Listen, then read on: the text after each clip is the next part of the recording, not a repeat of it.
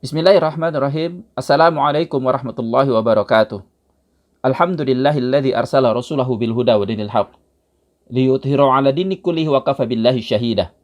Asyhadu an la ilaha illallah wahdahu la syarikalah wa asyhadu anna Muhammadan abduhu wa rasuluhu la nabiyya ba'dah.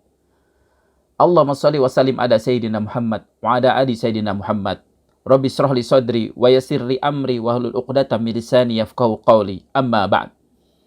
Jamaah semua, alhamdulillah, puji syukur kita sampaikan pada Allah Subhanahu wa taala. Karena hari ini kita masih diberikan kesempatan hidup dan kesempatan menikmati iman kita. Di mana kita masih diberi kesempatan untuk mengkaji ayat-ayat Allah. Walaupun hari ini kita saling berjauhan, namun yakinlah Allah Subhanahu wa taala senantiasa bersama kita pada saat ini. Karena Dialah yang menciptakan ruang dan waktu. Dan tak ada ruang dan waktu tanpa kehadiran Allah di situ. Yakinlah bahwa saat kita kajian ini, Allah sedang bersama kita, mendengarkan apa yang kita kaji. Bahkan Allah Subhanahu wa taala juga mentakdirkan kita berinteraksi melalui online pada hari ini. Jamaah semua, hari ini kita mengkaji tentang persiapan pernikahan. Sungguhnya, persiapan pernikahan itu adalah suatu hal yang penting, karena menikah adalah suatu hal yang sangat penting bagi manusia, terutama bagi kelangsungan peradaban manusia. Mengapa demikian? Karena pernikahan itu melahirkan generasi, melahirkan manajemen pribadi kita yang lebih baik, melahirkan organisasi terkecil dalam peradaban manusia. Bahkan Islam mendudukan pernikahan itu sebagai setengah dari agama. Artinya, jika pernikahan itu rusak, maka rusaklah setengah agama kita. Dan jika pernikahan itu baik, maka baiklah setengah agama kita. Kita tinggal menyempurnakan setengahnya lagi. Dengan ibadah-ibadah mahdoh kita. Dengan taubatan nasuha kita. Dengan perbuatan baik terhadap sama manusia. Dengan perbuatan baik terhadap orang tua kita. Dan masih banyak perbuatan-perbuatan baik lagi yang menyempurnakan agama kita. Setengahnya dari itu semua, sungguhnya ada dalam pernikahan. Karena itu Allah Subhanahu wa taala menfirmankan dalam surat Ar-Rum ayat 21, yang mungkin antum tahu semua ayat ini. Yang senantiasa dibacakan dalam akad-akad nikah. Dan pesta-pesta atau walimah-walimah pernikahan. A'udzubillahi minasyaitonirrajim. Wa min ayatihi an khalaqalakum min anfusikum azwaja litaskunu ilaiha wa ja'ala bainakum mawaddatan wa rahmah. Inna fi dzalika laayatin liqaumin yatafakkarun. Dan di antara tanda-tanda kekuasaannya, wa min ayatihi, dimulai dengan tanda-tanda kekuasaannya. Maka pernikahan itu adalah salah satu tanda-tanda kekuasaan Allah Subhanahu wa taala. Apa yang dimaksud dengan tanda-tanda kekuasaan Allah? Tanda-tanda kekuasaan Allah yang dimaksud dalam ayat ini adalah dalam pernikahan itu Allah Subhanahu wa taala menyatukan dua individu yang berbeda. Dari dua individu yang dididik dengan cara yang berbeda dari orang tua yang berbeda. Bahkan bisa jadi dari peradaban yang berbeda. Lalu Allah satukan mereka dalam lahir pernikahan dan akhirnya akan lahir generasi baru. Tanda-tanda kuasa Allah Subhanahu wa taala di sini adalah bagaimana lahirnya generasi baru dari pernikahan itu. Kemudian mempersatukan dua individu yang berbeda menjadi satu kehidupan dalam rumah tangga. Ini adalah sebuah tantangan yang luar biasa. Harus tumbuh yang namanya saling memahami, tumbuh saling mengalah, tumbuh kesabaran dalam berinteraksi, dan tumbuh pengorbanan di dalamnya. Dan Allah Subhanahu wa taala mempertemukan kedua individu ini bisa jadi dulunya tidak saling kenal. Dari jarak yang sangat jauh. Jadi itu yang dimaksud dengan tanda-tanda kekuasaan Allah. Bagaimana Allah menjadikan pernikahan ini sebagai kelanjutan peradaban manusia. Lalu Allah lanjutkan, an khalaqalakum min anfusikum azwaja.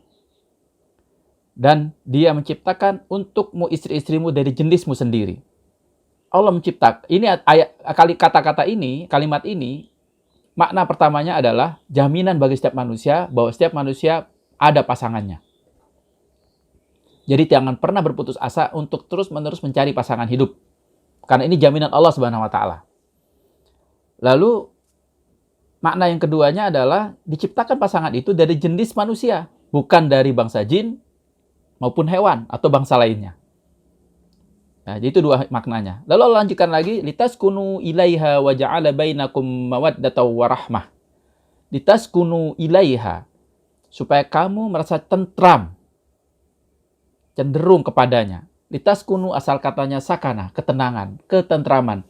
Ini adalah clue dari Allah Subhanahu wa taala bahwa ketika kita mencari pasangan, yang dicari adalah tentang ketenangan. Apakah ada unsur sakana, ketenangan di calon pasangan kita itu? Jadi yang dicari itu bukan tentang menyenangkan, bukan melulu tentang syahwat, tapi apakah dengan orang itu kita bisa hidup dengan tenang? Apakah orang itu bisa menenangkan jiwa kita? Itu yang dicari. Dan kriteria ketenangan dalam setiap individu sangat jauh berbeda. Ada orang yang merasa tenang itu karena melihat kecantikan atau kerupawanan. Dengan kecantikan atau kerupawanan, dia tumbuh rasa sabarnya. Dia rela berkorban untuk itu. Dia bisa bersabar untuk itu. Ada orang yang ketenangannya itu, ketentramannya itu timbul ketika hidup dengan kondisi ekonomi yang baik. Dengan kondisi ekonomi yang stabil, dia bisa bersabar. Dia bisa berkorban untuk itu. Dia bisa menjalankan fungsi-fungsinya sebagai suami atau istri. Dan ada orang yang ketenangannya itu, ketentramannya itu timbul karena interaksi. Karena pelayanan, melihat suaminya bantu-bantu mencuci di rumah, bantu-bantu istrinya di rumah, memperhatikan istrinya dengan baik, gitu. Maka tumbuh ketenangan. Atau suami melihat istrinya yang melakukan pekerjaan-pekerjaan rumah tangga, memasak dengan masakan yang enak, maka tumbuh ketenangan dan kesabaran tumbuh di situ. Jadi setiap orang berbeda-beda.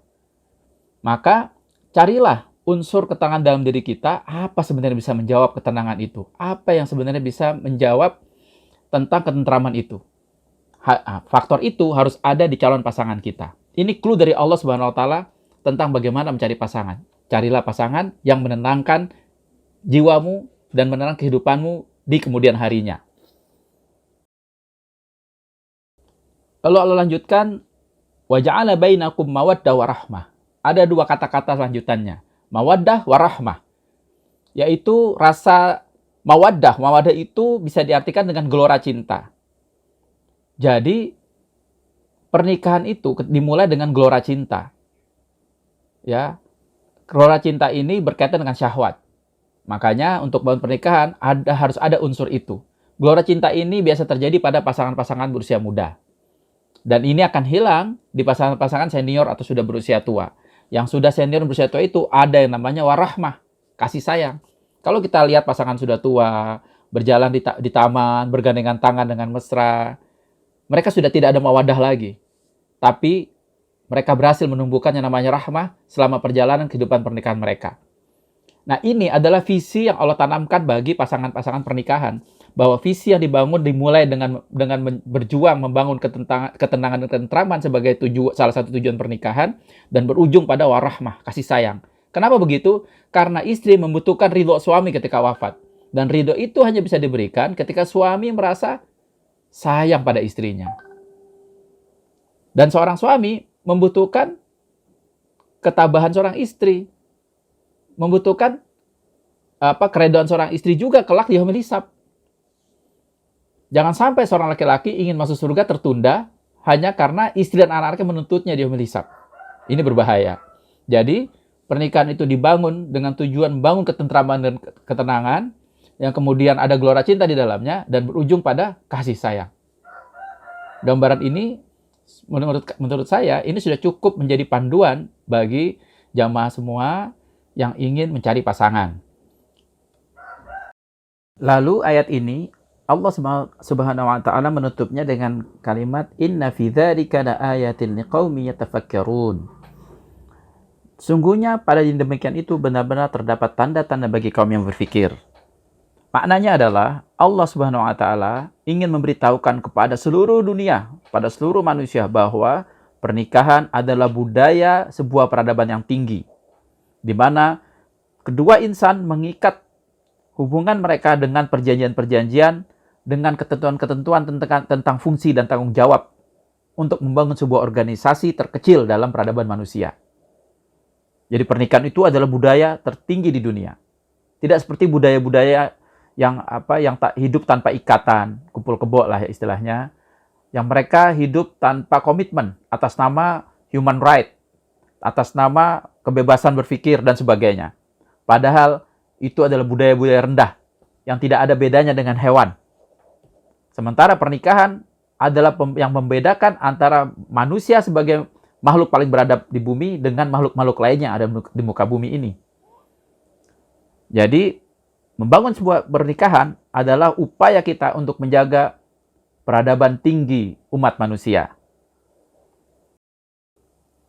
Jamaah semua, sungguhnya kita memahami bahwa pernikahan itu dibangun juga tentunya dengan tujuan karena Allah Subhanahu wa taala sebagai tujuan utamanya.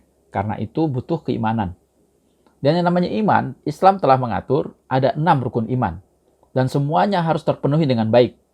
Maka ketika membangun pernikahan itu tentunya dia harus dilakukan karena Allah Subhanahu wa taala.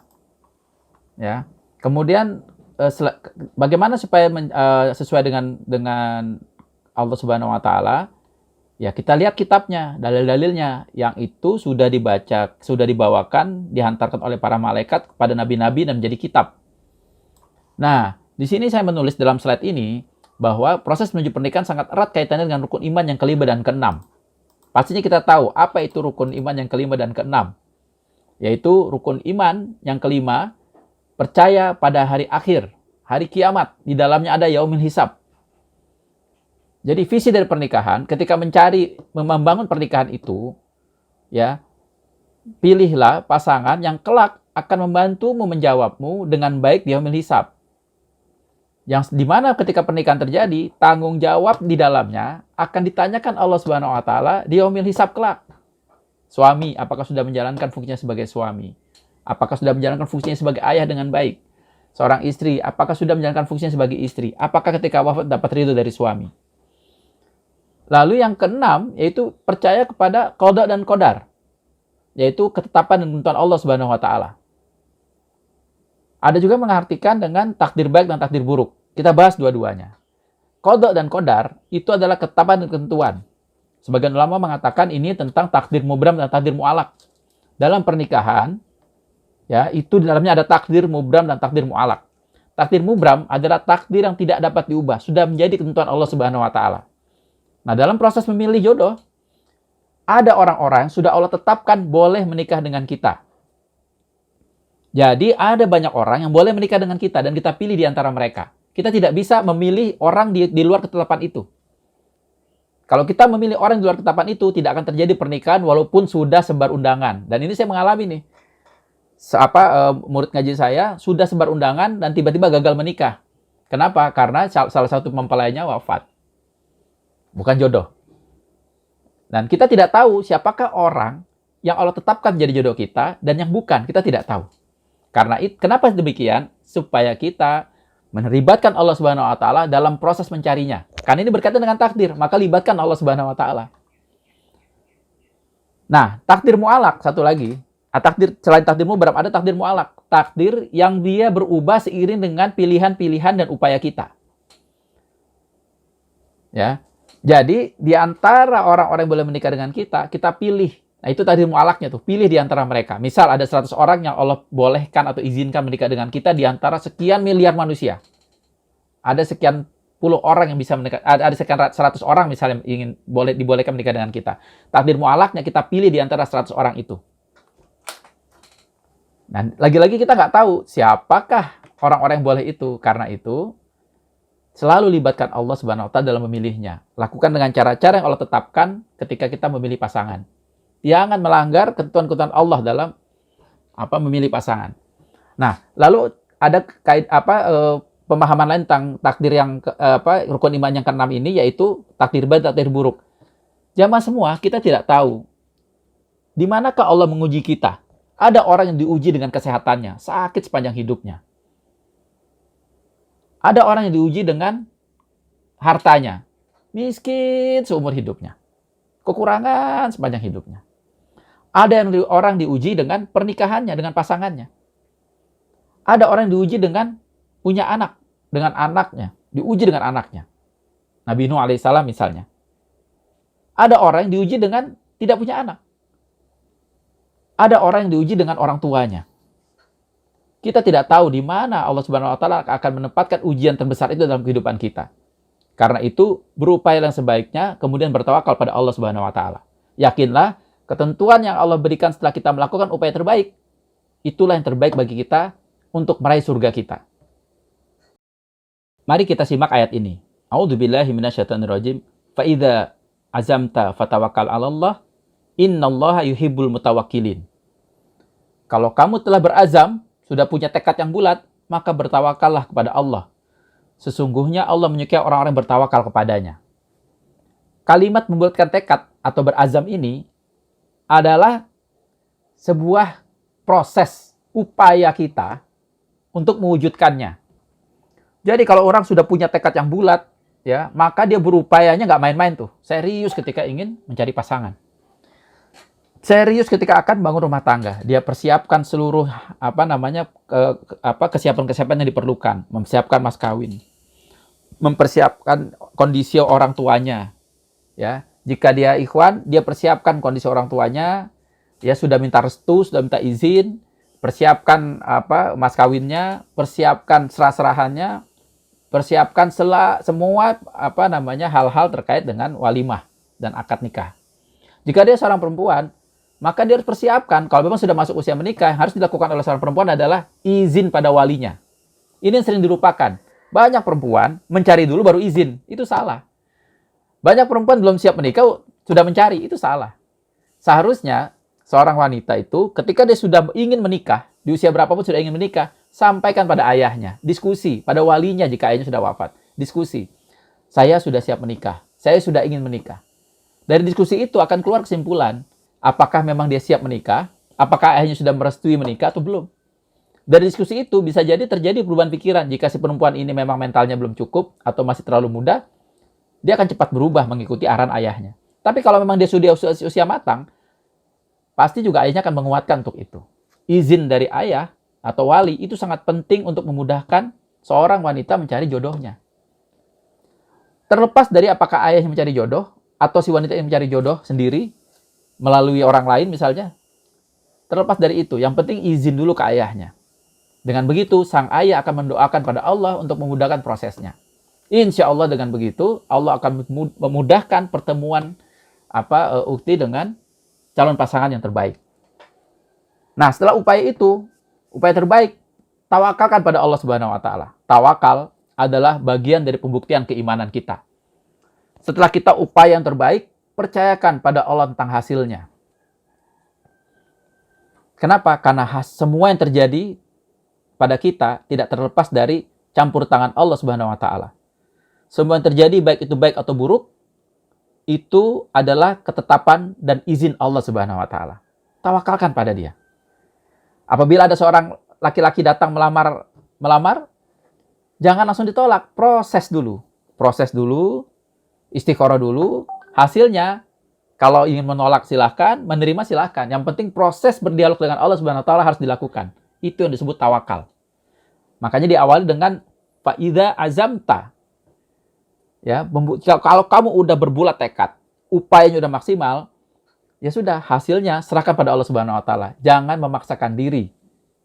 Ya, dengan segala upaya kita harus berhasil, bukan begitu caranya. Upaya maksimal, lakukan dialog pada Allah Subhanahu wa taala dengan cara istikharah. Dengan cara berdoa pada Allah Subhanahu wa taala, ya. Kemudian baru putuskan. Dan dalam istikharah, saya tidak menemukan dalil bahwa istikharah itu selalu dijawab dengan mimpi. Justru istikharah itu setelah dilakukan, maka ambil keputusan. Positif atau negatif, kita putuskan. Jika keputusan kita itu benar, Allah akan berkahi dan mudahkan. Jika keputusan kita itu salah, Allah akan luruskan dan mudahkan. Itu pentingnya berdialog pada Allah Subhanahu wa taala. Jamaah semua, harus dipahami pula bahwa dalam proses mencari pasangan untuk pernikahan, ya, kita harus pahami ada satu kata kunci, yaitu pernikahan akan terwujud jika kau menginginkannya dan dia menginginkanmu untuk menjadi pasangan. Ada dua orang yang punya keinginan yang sama, ya, baru bisa terjadi pernikahan. Jika cuma salah satunya, yang satunya tidak, butuh waktu yang panjang untuk membangun mahligai rumah tangga seperti yang kita inginkan di awal-awal tadi. Jadi dalam proses ta'aruf, ya, itu harus dilakukan visi tentang perkenalan tentang visi pernikahannya. Kita sering terjebak dalam proses ta'aruf itu menggali calon pasangan kita sedalam mungkin. Sampai ke masa lalunya yang sedemikian jauh. Padahal dalam membangun pernikahan itu, yang paling penting digali adalah visi ke depannya dan bagaimana kondisi pasangan kita pada saat itu. Bisa jadi dia dulunya seorang jahiliyah. Dan hari ini sudah bertahun-tahun dia menetapkan dirinya untuk hijrah. Bisa jadi seperti itu. Maka galilah posisi dia pada saat ini, kondisi dia pada saat ini, dan galilah tentang bagaimana dia hendak membangun rumah tangganya. Jika ada dalamnya unsur-unsur ketenangan, ada mawaddah dan warahmah di situ, yang potensi-potensi itu ada, maka ikat dia untuk tahapan lebih lanjut, untuk menghitbah. Dan untuk keputusan hitbah, ya, keputusan hitbah itu, ada dalil jika engkau menolak, janganlah engkau menolak seorang laki-laki beriman yang datang. Itu dalilnya untuk seorang wali, bukan untuk seorang perempuan. Jadi apabila seorang wali didatangi seorang laki-laki yang salih, dia tidak boleh menolak laki-laki itu. Pertemukan dulu dengan anaknya. Ngobrol dengan anaknya. Lihat bagaimana kisah Julaibib. Julaibib itu seorang pemuda yang jauh dari tampan, ya, hidupnya miskin, tapi Rasulullah SAW jodohkan dia dengan seorang wanita yang kaya raya dan cantik jelita. Awalnya si ayah menolak, tapi si wanita yang salihah ini menjawab dari dalam kamarnya. Siapa yang menyuruh? Julaibib mengatakan Rasulullah SAW. Dan wanita yang salihah ini mengatakan, kalau Rasulullah memintanya, aku tidak bisa menolak. Si ayahnya tadinya mau menolak. Makanya ketika ada seorang laki-laki datang ingin meminang seorang wanita melalui walinya, jangan ditolak, pertemukan dulu. Seorang wanita boleh menolak? Boleh. Kenapa? Jangan-jangan dia tidak menemukan unsur sakana tadi. Ya, taskunu ilahiyahnya nggak ketemu. Yang kedua, dia tidak menemukan mawadahnya di situ. Ya, masing-masing orang punya kriteria-kriteria yang unik yang ada dalam dirinya. Ya, jadi dalam proses ta'aruf itu yang digali adalah keinginannya dan keinginan kita. Dan bisa jadi keinginan itu bisa hadir karena tujuan-tujuan pernikahan, tujuan-tujuan rumah tangga yang sama, bagaimana tata kelola rumah tangga yang sama, budaya yang sama, atau chemistry yang sudah ketemu. Baru akan terjadi yang namanya pernikahan. Ya. Dengan tentunya dengan izin Allah Subhanahu wa taala. Sungguhnya kisah tentang Julaibib yang dijodohkan oleh Rasulullah SAW dengan seorang wanita yang kaya raya dan cantik jelita, itu bisa menjadi hikmah bagi kita semua. Bahwa yang namanya sekufu itu bukan berarti sama-sama tampan. Bahwa yang namanya sekufu itu bukan berarti sama-sama kaya. Bahwa yang namanya sekufu itu bukan berarti sepadan dalam urusan pandangan mata kita. Sekufu adalah kesepadanan. Tergantung bagaimana paradigma individu melihat kesepadanan itu. Kalau orang merasa sekufu itu adalah padanan keimanan, maka dia akan mencari pasangan, ya. Kalau dia biasa bangun sepertiga malam terakhir, maka dia akan mencari pasangan juga biasa bangun sepertiga malam terakhir. Kalau dia biasa menghafalkan Quran, dia harusnya juga mencari minimal pasangan yang terbiasa baca Quran. Kalau dia terbiasa sholat ke masjid, maka dia akan mencari istri yang terbiasa menginginkan suaminya pergi ke masjid. Yang mendukung untuk itu, memudahkan suaminya untuk itu. Misalnya, seorang wanita yang mempersiapkan pakaian untuk ibadah, membangun situasi-situasi yang mendukung ibadahnya, begitu. Jadi sekufu itu adalah kesepadanan tergantung paradigma kita.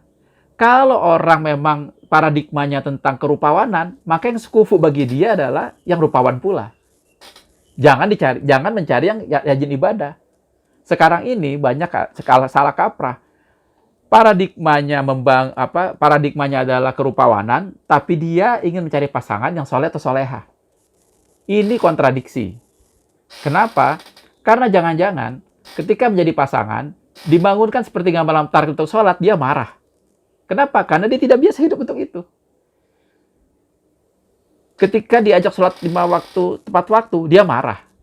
Ketika pasangan sibuk baca Quran, dia marah. Kenapa? Karena biasa pola hidupnya tidak seperti itu.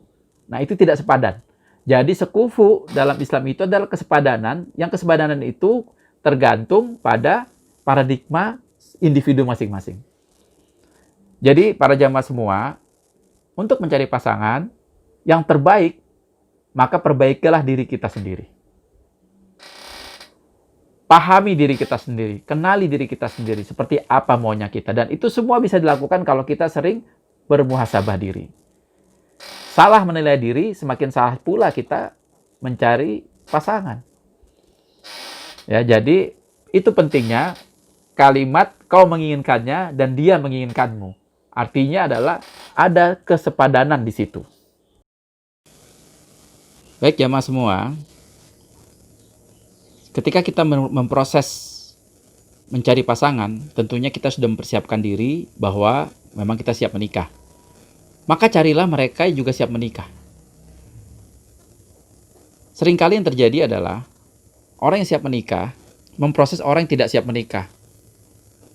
Apakah bisa terwujud pernikahan? Bisa saja, tapi tentu dengan perjalanan lebih panjang. Tapi jika kita memproses orang yang sama-sama siap menikah, itu akan mempersingkat proses menuju pernikahan itu. Kenapa? Setiap orang ingin menikah pasti punya tantangan-tantangan yang berbeda. Ada yang belum diizinkan orang tuanya, ada yang belum harus melangkahi kakaknya, ada yang harus mendapat restu dari keluarga besarnya, dan sebagainya. Setiap pribadi punya tantangan-tantangan yang berbeda. Karena itu, perlu yakin dulu bahwa orang yang kita ajak proses itu juga siap menikah.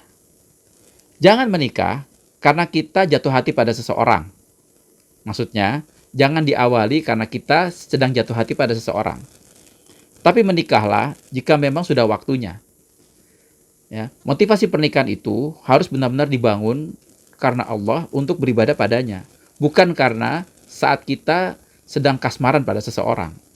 Karena bisa jadi orang yang kita sasar itu, orang yang kita kasmarkan itu, ya, kita kasar pada seseorang itu, belum tentu dia juga siap menikah. Ini yang membuat orang seringkali terlambat menikah. Karena dia memilih, karena diawali pernikahan itu motivasinya sedang jatuh hati.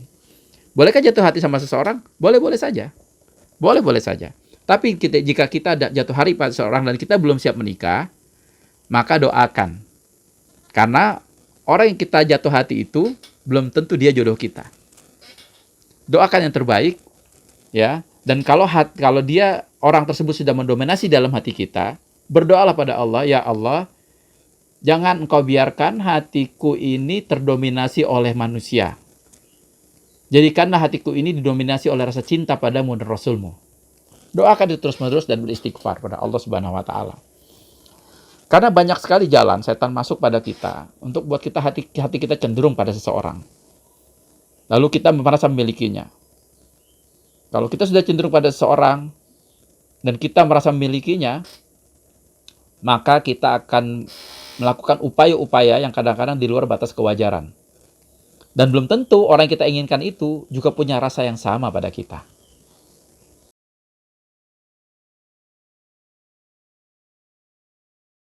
Mari kita kembali kepada tujuan menikah.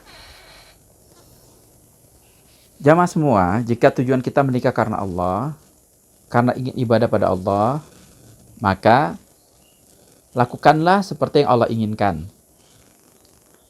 Ada sebuah hadis mengatakan, Ifadillah yafadka, ifadillah tajidhu tujahak.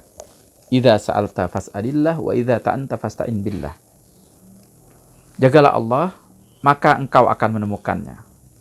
Jagalah Allah, maka Allah akan menjagamu. Jagalah Allah, maka engkau akan menemukannya.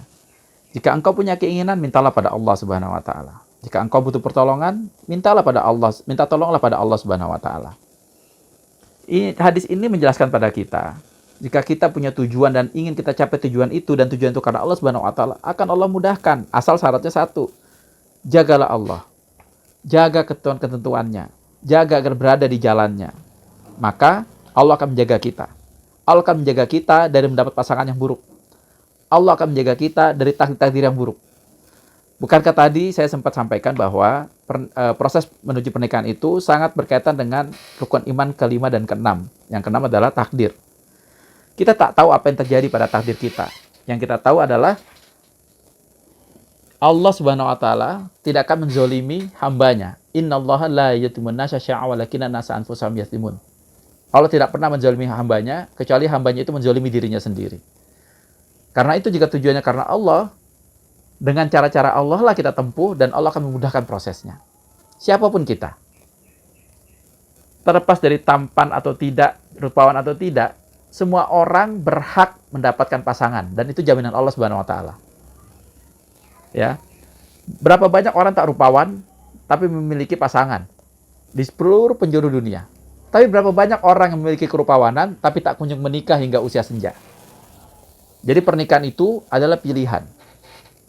Dan Allah akan mudahkan. Jika kita sulit untuk mendapat pasangan, yang harus dilakukan adalah koreksi diri kita. Apa yang terjadi pada kita? Jangan-jangan kita salah dalam mengambil keputusan atau terlalu banyak pertimbangan-pertimbangan mengambil keputusan pada Allah telah tersiapkan jodoh kita. Jadi jangan ada kata bahwa jodoh itu ada nanti di akhirat. Tidak, Allah siapkan jodoh di dunia juga. Insya Allah. Baik. Lalu hadisnya mengatakan, idza sa'alta fas'alillah. Kalau kamu punya keinginan, minta sama Allah. Jadi kalau sudah jaga Allah, kita minta sama Allah, Allah akan turunkan yang terbaik yang bisa kita dapatkan. Jika kita butuh pertolongan, minta tolong sama Allah Subhanahu wa taala. Allah akan turunkan pertolongan. Jadi, wahai pemuda-pemudi Islam semua, jika tujuannya karena Allah, maka proses mencarinya juga sesuai dengan ketentuan-ketentuannya. Sebaliknya, jika tujuannya bukan karena Allah, walaupun dibuat suasana Islami sebagaimanapun, dia akan tetap mengikuti langkah-langkah setan. Tidak ada pilihan tengah-tengah. Ya. Udkhulu fi silmi kafa wa la tattabi khutuwati syaitan innahu lakum aduwwum mubin. Islam secara keseluruhan atau engkau mengikuti langkah-langkah setan. Walaupun dibungkus dengan nuansa keislaman, tapi jika langkah-langkah setan itu akan membawa pada keburukan. Dan jika kita bertobat, Allah akan perbaiki langkah-langkah itu menuju pertobatan, menuju kebaikan. Tapi alangkah baiknya kita memulainya dengan cara yang Allah inginkan. Caranya apa? Ta'aruf. Dan yang salah kaprah, ta'aruf itu sekarang dibuat sempit caranya. Padahal ta'aruf tidak ada standar bakunya kecuali ketentuan untuk tidak bermaksiat pada Allah Subhanahu wa taala dalam setiap prosesnya. Udah itu aja. Jangan dipersempit harus ada murabi atau pembina atau guru ngaji yang dampingin dan restu dari guru ngaji. Tidak. Guru ngaji, guru spiritual, murabi-murabiah itu hanya sebagai penasihat, berikan masukan. Yang harus kita ambil pertimbangan dan restunya itu siapa? Orang tua kita. Jadi jangan sampai fungsi pendamping atau penasihat ini mengalahkan wali. Jangan sampai. Bahkan ada bahwa menikah itu harus izin dari murabi. Nggak ada itu dalilnya. Ya. Izin pernikahan restu itu dari orang tua. Begitu.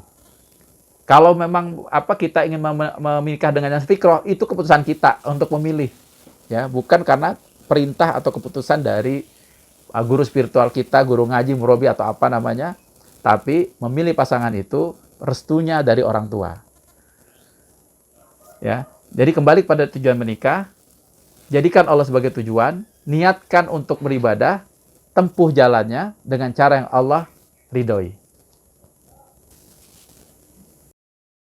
Jika sudah menjadikan Allah sebagai tujuan, maka kita pasti paham bahwa jangan lagi mengharap sosok sempurna untuk menjadi pasangan kita. Karena tidak ada orang sempurna di dunia ini. Bahkan diri kita saja tidak sempurna. Lalu mengapa kita mengharapkan orang sempurna? Tapi carilah orang yang akan menyempurnakan kehidupanmu setelah menikah. Orang yang akan menambal sisi-sisi lemahmu setelah menikah. Orang yang akan menjadi mitra atau rekanmu untuk meniti jalan Allah Subhanahu wa taala. Kalau sudah begini, maka carilah orang yang menguatkanmu, bukan orang yang sekedar memenuhi hasrat syahwatmu. Bukan sekedar orang yang bisa menjamin kehidupan kehidupan yang layak, bukan. Tapi cari orang yang bisa menyempurnakan diri kita di hadapan Allah Subhanahu wa taala kelak. Seperti tadi di awal yang saya sampaikan bahwa pernikahan itu akan berdampak sampai ke yaumil hisab. Maka bagi yang laki-laki, carilah istri yang bisa menjaga agamamu, melihatnya bisa menambah keimananmu, memotivasimu untuk senantiasa berbuat baik. Carilah istri yang mudah diatur, yang mudah, yang menurut. Selain muslimah, solihah, dia juga harus qanitat, taat pada suaminya. Bagi seorang akhwat, carilah suami yang lapang dada, mudah ridho atau mudah memaafkan. Itu yang paling penting. Kenapa? Suami bagi seorang wanita ada jalan menuju ke surga. Apapun kesalahan wanita dalam berumah tangga, jika ketika wafat suaminya ridho, maka jaminannya adalah surga. Selama wanita itu tidak murtad dan tidak musyrik. Hal ini harus jadi bahan pertimbangan. Apakah orang ini akan membawa saya ke surga atau tidak? Kalau memang tujuannya karena Allah Subhanahu wa taala. Perlu antum semua ketahui bahwa semakin good looking seseorang, dia itu semakin seringkali difasilitasi oleh khalayak ramai. Maka biasanya orang yang good looking biasa mendapat kemudahan-kemudahan dalam kehidupan sehari-harinya. Dia kurang struggle. Tapi orang dengan wajah pas-pasan, tapi hatinya menawan, senyumnya senantiasa mereka, tidak sering difasilitasi orang karena wajahnya pas-pasan, biasanya dia lebih struggle. Karena dia butuh effort lebih untuk bisa eksis di tengah pergaulannya, untuk bisa eksis di tengah mencari nafkahnya, untuk bisa eksis di tengah dakwahnya. Jadi mencari orang yang biasa-biasa saja itu bukan tanpa kelebihan, dia juga pasti ada kelebihannya, yaitu dia justru langkah penting harus kita lakukan adalah perbaikan diri. Semakin kita memperbaiki diri untuk memiliki hati yang lapang, jiwa yang tenang, kesabaran yang luas, kita akan lebih bisa memahami pasangan kita. Jadi jangan berharap orang yang akan menyesuaikan diri kita. Kitalah yang harus berupaya untuk senantiasa bisa menyesuaikan diri dengan pasangan kita. Tentunya dengan begitu, Allah akan anugerahkan kemudahan-kemudahan pada diri kita. Jadi hal penting dalam persiapan pernikahan adalah menyiapkan kelapangan dada, kedalaman kesabaran, ketenangan jiwa, supaya kita bisa menerima orang lain masuk dalam kehidupan kita. Karena pernikahan itu sesungguhnya tidak melulu seindah yang kita bayangkan. Ada orang baru yang hadir dalam kehidupan kita, yang dia mengintervensi kehidupan kita sehari-hari. Jadwal pagi kita bisa berubah, jadwal siang kita bisa berubah, jadwal malam kita bisa berubah. Kebiasaan-kebiasaan kita lakukan harus negosiasi dengan kebiasaan-kebiasaan yang dia bawa ke dalam kehidupan kita. Mana yang lebih baik, terjadi negosiasi di situ. Jika cinta tumbuh di awal, keduanya akan saling mengalah untuk membangun budaya baru untuk kebaikan berdua. Tapi jika itu tidak bisa terbangun dalam 3 bulan pertama, kehidupan rumah tangga ke depan akan semakin berat. Akan terjadi persaingan eksistensi dalam rumah tangga. Ini yang nggak bagus. Dan ini akan berdampak terus hingga punya anak. Dan akhirnya anak terdidik dengan suasana itu. Bayangkan kalau keduanya membangun budaya baru yang lebih positif, yang lebih baik, untuk menjadi kebaikan bagi berdua, berharap ridho Allah Subhanahu wa taala dan keberkahannya menyinari rumah tangga kita. Jadi yang terbaik adalah perbaiki terus diri kita. Sehingga Allah juga siapkan manusia terbaik untuk pasangan kita.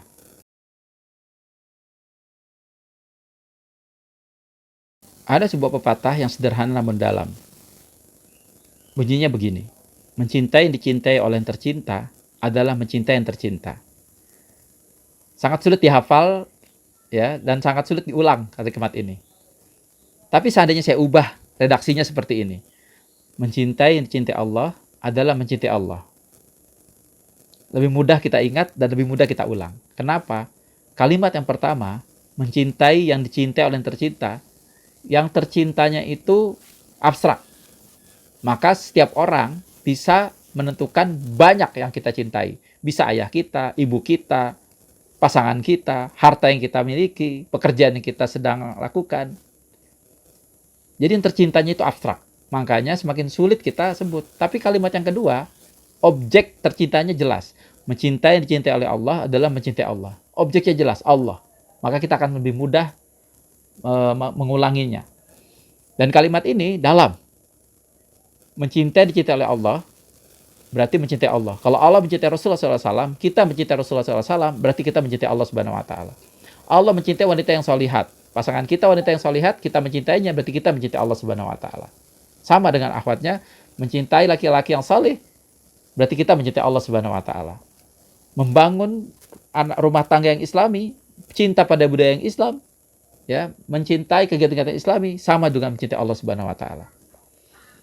Jadi pilihlah pasangan itu karena cinta pada Allah Subhanahu Wa Taala dan Allah mencintainya. Dan Allah mencintai orang-orang yang solihat, solihat. Ya, untuk perempuannya ada qanitat, laki-laki adalah qawam, kemudian amanah, bertanggung jawab, jujur, mencari pekerjaan yang halal, mencari nafkah yang halal, aktivitas-aktivitasnya senantiasa berkaitan dengan ibadah. Maka ketika kita mencintainya, kita mencintai Allah Subhanahu Wa Taala. Bayangkan jika pasangan kita itu orang yang Allah cintai, setiap hari kita mencintai Allah Subhanahu Wa Taala, maka rumah tangganya akan Allah anugerahi dengan begitu banyak keberkahan. Ada sakana di dalamnya, ada mawaddah di dalamnya, dan ada rahmah di akhir rumah tangga itu. Dan ujungnya Allah akan pertemukan kembali pasangan itu di surganya kelak. Jadi jamaah semua, dalam mencari pasangan, yang pertama harus dilakukan adalah minta tolong pada Allah Subhanahu Wa Taala, berdoa padanya, lalu berupaya dengan cara-cara yang diridhoinya. Iringi dengan keyakinan, buang segala keraguan, lalu lengkapi dengan tawakal. Insya Allah, Allah akan sempurnakan upaya itu. Seperti apa yang kita inginkan, bahkan melampaui ekspektasi yang telah kita tetapkan. Semoga Allah Subhanahu Wa Taala memudahkan antum semua mendapatkan pasangan yang saleh dan salihat, mendapat pasangan yang membawa kita menggapai ridha Allah Subhanahu Wa Taala. Demikian bisa saya sampaikan. Saya akan lengkapi dari pertanyaan-pertanyaan yang masuk. Wallahu a'lam bishawab. Wa minkum. Assalamualaikum warahmatullahi wabarakatuh.